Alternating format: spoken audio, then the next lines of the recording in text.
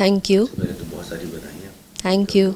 कभी आपके हाथ में है। Thank you. तो कैसा रहा, पहले तो बताइए ओवरऑल एक्सपीरियंस, और दूसरा सवाल इसी के साथ जुड़ा हुआ है कि अमिताभ बच्चन के साथ हॉट सीट में बैठना जी। कितनी नर्वस थी, कितनी एक्साइटेड थी, मुझे बताइए। मेरा सफ़र मैंने जैसे कि बताया कि 1 2 3 4 साल का नहीं है, काफ़ी लंबा सफ़र है, 22 साल का सफ़र है।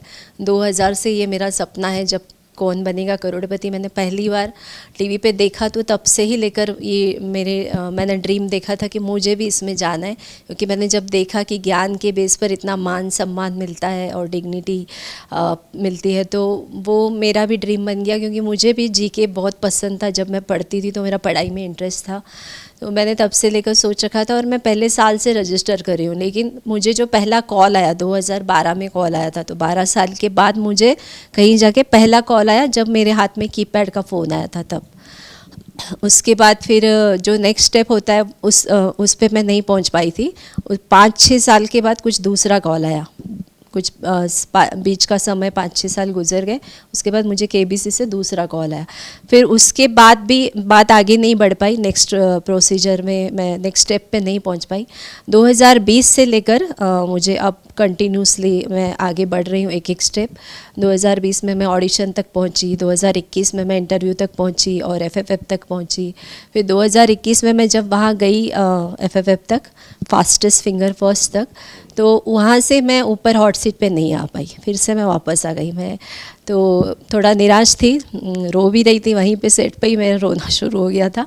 बट अमिताभ जी ने आके मुझे कहा निराश मत होइए, तो मैं वापस गई और फिर से लग गई काम में, फिर से कोशिशों में जुड़ गई। और जब रजिस्ट्रेशन शुरू हुआ, फिर से मैंने रजिस्टर किया और लकीली मुझे कॉल भी आ गया। और एक एक स्टेप फिर से मुझे ऑडिशन कॉल आया, इंटरव्यू हुआ, मेरा सक्सेस हुआ, मुझे फाइनल कॉल एफएफएफ का फिर से कॉल आ गया और फाइनली मैं यहाँ पहुँच गई। तो एक तरह से कहें कि एक तपस्या जैसी जी जी, बिल्कुल बिल्कुल, आप बोल सकते हैं, तपस्या से कम नहीं था। तो जितनी बार भी रिजेक्शन होता था, जब फाइनल राउंड तक नहीं पहुंची थी, हॉट सीट तक है, जी। तो वहाँ पे क्या इम्प्रूवमेंट होते थे आपकी तरफ से, क्या मैं सोचती थी कि मुझे कॉल नहीं है ऑडिशन के बाद, तो क्या कमी रह गई, मैं सोचती थी। उस पर फिर थोड़ा मैंने इम्प्रूव करके और कोशिश किया नेक्स्ट टाइम में, और वो फिर हो गया। ओके। तो बीइंग ए वुमेन, आप ये बताइए कि अगर हॉट सीट पे पहुंचना है, इस पूरे सफ़र को तय करना है, तो किस तरह की तैयारी होनी चाहिए।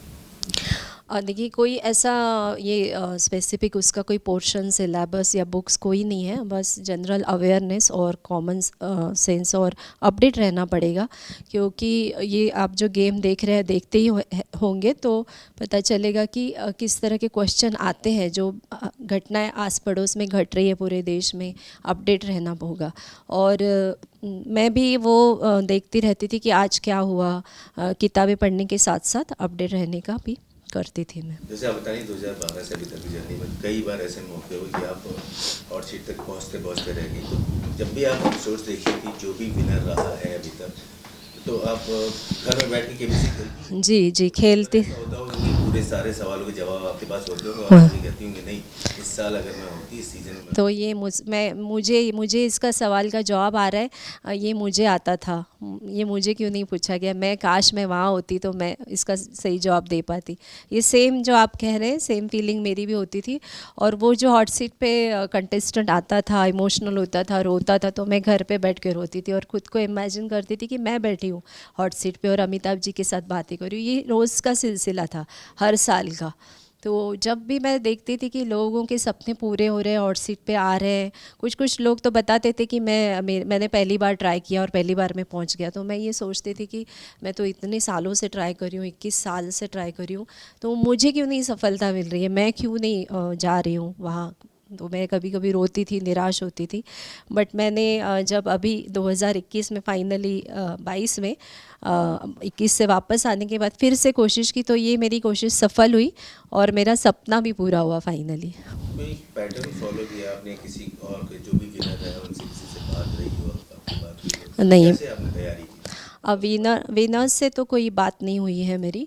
पैटर्न फॉलो करना इन द सेंस, मैं प्रोग्राम को फॉलो करती थी, मैं देखती थी किस टाइप के क्वेश्चन आ रहे हैं, तो उसी हिसाब से पढ़ाई करती थी। एजुकेशन क्या रही है?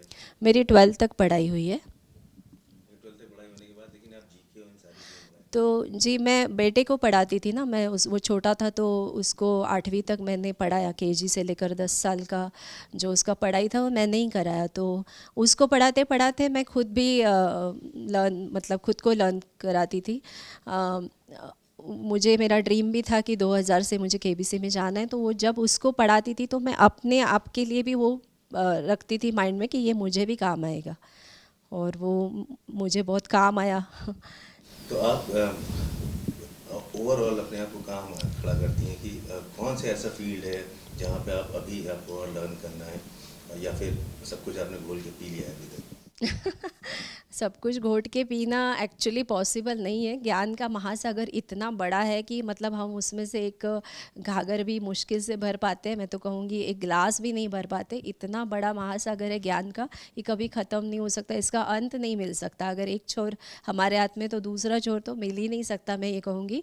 तो जितना मुझे समय मिला, जितना मेरे नसीब से मुझे मेरे सामने जो जो चीज़ें आती रही वो मैंने पढ़ी, और उसमें से कुछ मुझे क्वेश्चंस फेस भी किए मैंने, कुछ लॉजिक से, कुछ एलिमिनेट करके होता गया। जी 2014 के सीज़न में मैं हॉट सीट पर आकर 1 करोड़ जीत गई हूँ।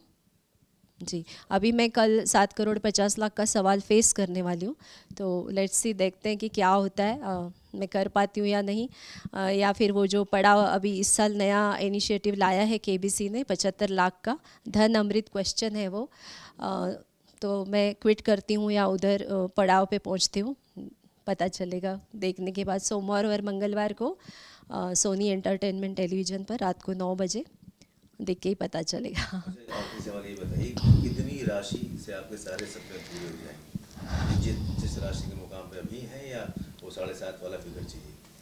जी राशि तो मैंने जो केबीसी को बताया कि मेरे बेटे के लिए मैं करूँगी, वो फ़िलहाल जो लोन है वो तो क्लियर हो जाएगा, और बड़ा अमाउंट मिलता है तो ऑब्वियसली बड़े सपने पूरे होंगे ही।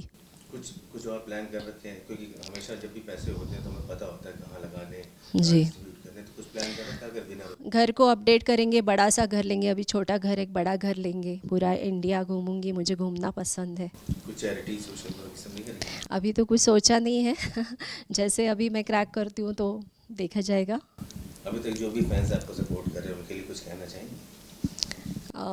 सबके लिए यही कहना चाहूँगी कि ये जो सफ़र है पूरा पूरा मेहनत का है, और बड़ों के ब्लेसिंग्स की वजह से ये पॉसिबल हो पाता है, और इसको गिव अप नहीं करना है।